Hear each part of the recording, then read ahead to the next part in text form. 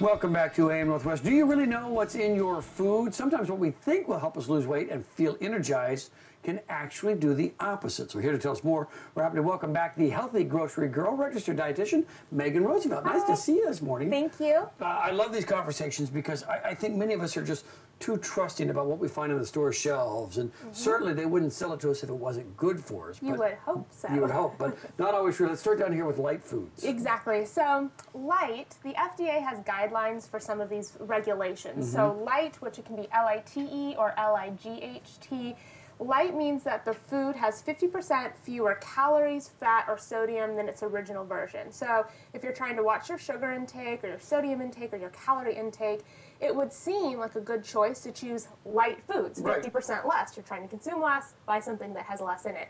Unfortunately, a lot of times what happens is it's not that you're just buying a food that has less of the nutrients you're trying to eat less of. They're actually swapping those original ingredients for a lesser quality. So in these light yogurts, which you may think are a good healthy choice, they contain aspartame or sucralose, which are unhealthy additives. So aspartame is it's called an excitoneurotoxin, which means it excites your cells to the point of death. And it can lead to cancer, promote tumor growth for cancer. Food shouldn't kill your cells, right? No, it should nourish your body and help you to, to be healthier. So this yogurt per se has aspartame, and this one is Greek yogurt, which I'm looking at this and you think, 100 calories, Greek yogurt. We traditionally think Greek yogurt's healthier than traditional yogurt, but this Greek yogurt here, again, has sucralose, and sucralose is a chlorinated sugar. Chlorine's what is put in pools. So you always want... Yeah, I don't want to eat that. So look at the ingredients, and I was told once, when you look at the ingredients, if there's lose anything, don't eat it. Yeah, I mean, you definitely want to avoid things you can't pronounce, you don't understand, and how long the ingredient list is a good indicator as well. But anytime you see aspartame, saccharin, sucralose, those are 3 artificial sweeteners you always want to stay away from. All right, very good. Now, this looks very healthy. Yeah, so this would be a healthy swap. So we want to maybe avoid this and choose something like this. So pick up this yogurt and read the ingredient list to me. Okay. I have to find it first. It's right there. Yes. Organic, cultured, pasteurized, non-fat milk. That's it. Wow. That's great, right? Yeah, this one, much longer. Much longer. Yeah, it has a cultured, pasteurized, non-fat milk, but then there's so much more. Yes, and this is also organic. So what I like to do, if you're going to choose yogurt, let's say you want it for breakfast or for a snack, plain yogurt's going to be a little bit tart. So you can easily dress it up and make it have more flavor by adding fresh fruit, some cinnamon, chop up nuts, dried fruit, adding some maple syrup. So although this isn't going to be light in the sense of fewer calories, it's going to be really nutrient dense. And overall in the day, you're probably going to eat less if you're actually eating real food and you're nourishing your body. And cinnamon is good for you, right? A few dashes of cinnamon. It does. Anything Cinnamon helps manage blood sugar and regulate blood sugar control. So. Now, aren't you adding a lot of sugar, though, if you put in, let's say you put in banana and maple syrup or whatever, berries, aren't you adding a lot of sugar to your day? It's different because it's natural sugar. Your body's going to use it differently. And sugar like maple syrup has a lot of health-boosting properties like zinc, calcium, magnesium, potassium. So although you're getting a little bit of sugar, you're getting a lot of health with it as well. So it's going to affect your body differently. I like it. All right. Yeah. These look like fun snacks. Yeah. So sugar-free, often we'd rather eat our calories than drink our calories.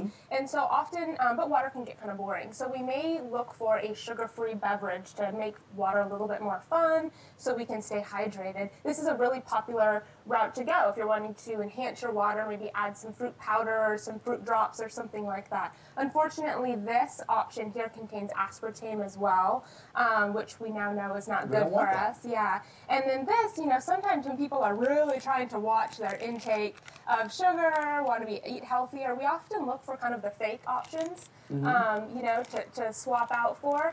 And so this may be a treat you think that you're eating because it's sugar-free, it's low in calories, but you're still getting your sweet treats. So if it's light, if it promises some kind of benefit, it's free of something, you have to ask yourself, how are they still making this work? Exactly. What are they substituting? Whenever I see sugar-free, low sugar, fat-free, I immediately think sugar-free means chemical full.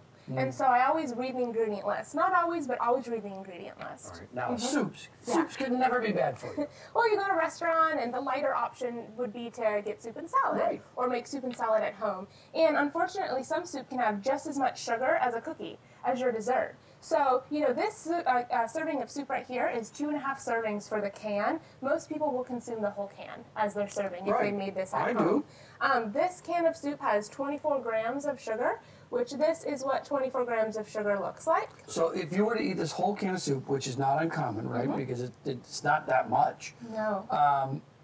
You may as well sit down and have those sugar cubes. You may as well, and sugar is very toxic and addictive. It suppresses and decreases your immune system. It decreases eyesight. There's a whole host of problems that happens when we consume sugar. And again, and you also talk about high fructose corn syrup, which you have to look for that in your food. You don't want that. No, it's worse than sugar, and it's hard for your body to digest and metabolize. It's linked to obesity, diabetes, a whole other host of problems as well. So sugar is not good for you, but high fructose corn syrup is worse. Look for healthier choice, I'm assuming here? These are healthier choices. So other things that may show up in your soup that you want to avoid is MSG, monosodium glutamate, full-fat creams, and dairy. A better option would be to have your soup, if it's a cream-based soup, have it be made with coconut milk, which coconut is so good for you, and real herbs and spices and ingredients. So if you look at this ingredient list, I mean, it's pretty simple. I feel, you know, very confident about all those ingredients. That's it right there.